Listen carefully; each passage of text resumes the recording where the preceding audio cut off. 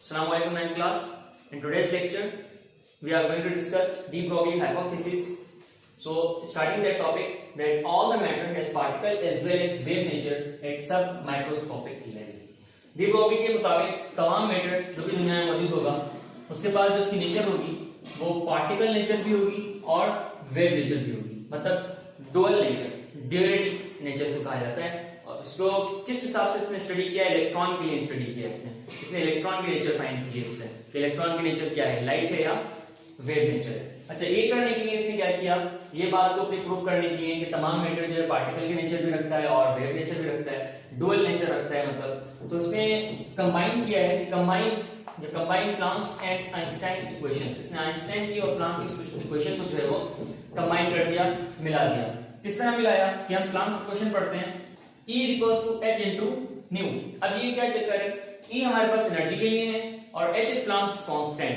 क्योंकि प्लांक्स हमें बात ही कहता था कि अगर किसी भी ऑब्जेक्ट को आप एनर्जी देते हैं तो उसमें से जितनी आप एनर्जी देते हैं उतनी जो उसमें से फ्रीक्वेंसीज में बाहर निकलती हैं. मतलब energy is directly proportional to frequency.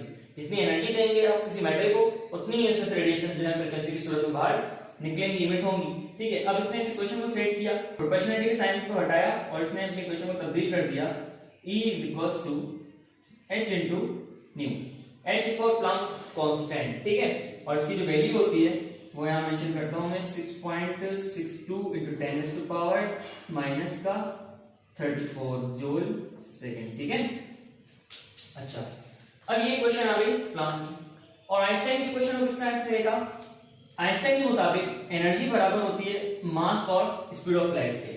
ठीक है, स्पीड ऑफ लाइट के स्क्वायर है. मतलब relationship between mass and energy ये हमें आइंस्टाइन ने पेश की थी. और quantum nature of radiation and energy photon की सूरत में जो होती है वो प्लांक ने पेश की थी. 1905 में आइंस्टाइन ने अपना नजरिया पेश किया था एनर्जी के मुताबिक.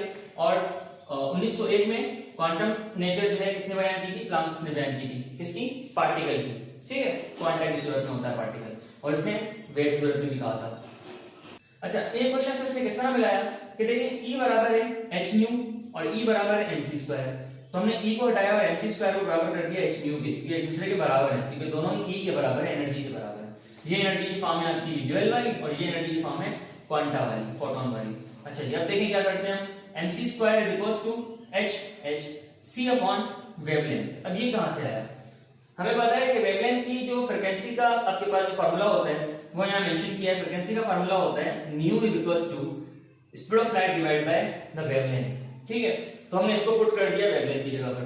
अब देखें कि हमने क्या किया, हमें वेवलेंथ फाइंड करनी है किसी भी पार्टिकल की. तो किस तरह फाइंड की जाएगी, इस फार्मूले की बुनियाद पे वेवलेंथ को यहाँ रखेंगे हम, उसे equal to wavelength is equals to hc upon mc square.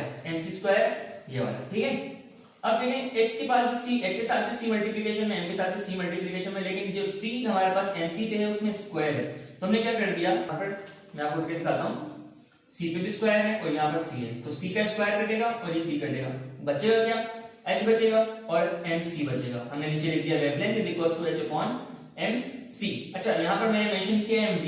आपको पता है स्पीड ऑफ लाइट या वेलोसिटी ऑफ लाइट कोई फर्क नहीं होगा, तो हमने इसके लिए क्या लिख दिया, c को हटा दिया और v को रख दिया कि अगर आपने वेवलेंथ फाइंड करनी है किसी पार्टिकल की तो क्या करेंगे, Planck's constant divide by mass multiply by the speed of light. ठीक है, अच्छा अब एक और चीज हमें पता है, हम mv को पढ़ के आए हैं 9th क्लास के अंदर ही. अपनी 9th क्लास में पढ़ रहे हैं, शायद आप लोग पहुंच रहे हो मोमेंटम पे. तो मोमेंटम का हमारे पास फार्मूला क्या होता है, p equals to m multiply by v या product of mass into velocity. अच्छा जी, तो अब क्या कर दिया हमने इसको, wavelength is equals to h आ गया. अब यहाँ पर जो mv था हमने उसकी जगह क्या लिख दिया, p लिख दिया, क्योंकि पता है मोमेंटम का जो यूनिट हमारे पास सैंपल है वो है p. तो इसकी जो इक्वेशन बन गई वो क्या बन गई, जो आपने बुक में ही मेंशन है. अपने किसी भी पार्टिकल की वेवलेंथ को फाइंड करना है तो फाइंड कर सकते हैं किस फार्मूले से, wavelength is equals to Planck's constant divide by the momentum of the particle. अब ये मोमेंटम ऑफ पार्टिकल की बात क्या है. ठीक है, अब यहाँ मैंने क्या किया दिया, वेवलेंथ और यहाँ मोमेंटम ऑफ पार्टिकल. अब समझिए इस तस्वीर के जरिए कि ये एक सोर्स ऑफ लाइट है जहां से लाइट निकल रही है. ठीक है, और सोर्स ऑफ लाइट से जो रोशनी निकल रही है वो किस सूरत में निकल रही है, वेव की सूरत में निकल रही है. तो अगर आपने रोशनी की वेवलेंथ को कैलकुलेट करना है तो ये फार्मूला इस्तेमाल करना है. ठीक है, जबकि आपको पोजीशन जो है वो गिवन हो कि पोजीशन का है पार्टिकल की. ठीक है, अच्छा फिर इस तस्वीर को देखिए, हम इस तस्वीर से इस फार्मूले को हम जो है वो समझते हैं अच्छी तरह से. हमने कहा कि एक लाइट किसी भी सोर्स से लाइट निकलती है और लाइट की क्या नेचर होती है, डुअल नेचर होती है। मोमेंटम भी होता है उसका, पार्टिकल भी होती है नेचर और वेव होती है। That is dual nature of light, duality nature जो है डी ब्रोगली ने बताई थी हमें इलेक्ट्रॉन की। इलेक्ट्रॉन में ले आया था उस बात को, फिजिक्स वाली बात को, ठीक है, कि इलेक्ट्रॉन की नेचर भी डुअल नेचर होगी। वो जो घूमेगा शेल के अंदर वो भी किस तरह घूमेगा, वेव की सूरत में घूमेगा, क्योंकि डुअल नेचर है उसकी, ठीक है।